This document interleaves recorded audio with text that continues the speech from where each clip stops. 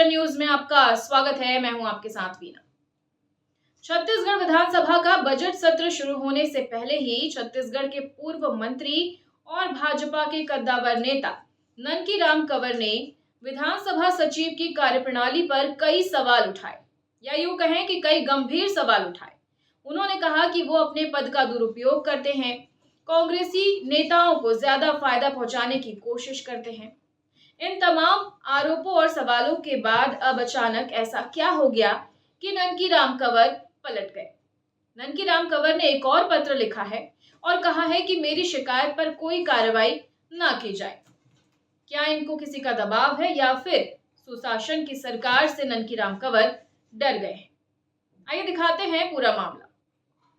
छत्तीसगढ़ विधानसभा के बजट सत्र के पहले पूर्व जेल एवं सहकारिता मंत्री रहे भाजपा के कद्दावर नेता ननकी राम कंवर ने विधानसभा सचिव की कार्यप्रणाली पर ही सवालिया निशान खड़े किए थे।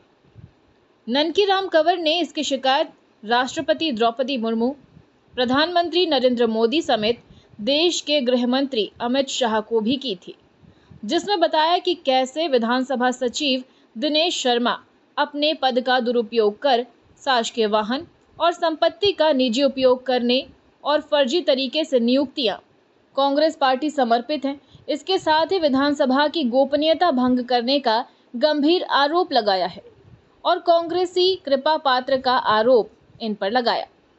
ननकी राम कंवर ने अपनी शिकायत में बताया कि दिनेश शर्मा वर्तमान में सचिव छत्तीसगढ़ विधानसभा रायपुर के पद पर पदस्थ हैं। ये मूलतः जांजगीर जिला जांजगीर चांपा के रहने वाले हैं। इनकी पारिवारिक पृष्ठभूमि कांग्रेस पार्टी समर्पित कही थी। दिनेश शर्मा का खुद भी कांग्रेस पार्टी की तरफ विशेष लगाव का आरोप लगाया था। यही कारण है कि दिनेश शर्मा कांग्रेसी नेताओं और कार्यकर्ताओं को विशेष महत्व और सुविधाएं देने की मंशा रखते हैं। ननकी राम कंवर ने अपने शिकायत पत्र में लिखा था कि दिनेश शर्मा की नियुक्ति 1987 में सीधी भर्ती के माध्यम से द्वितीय श्रेणी राजपत्रित के रूप में मध्य प्रदेश विधानसभा में हुई थी।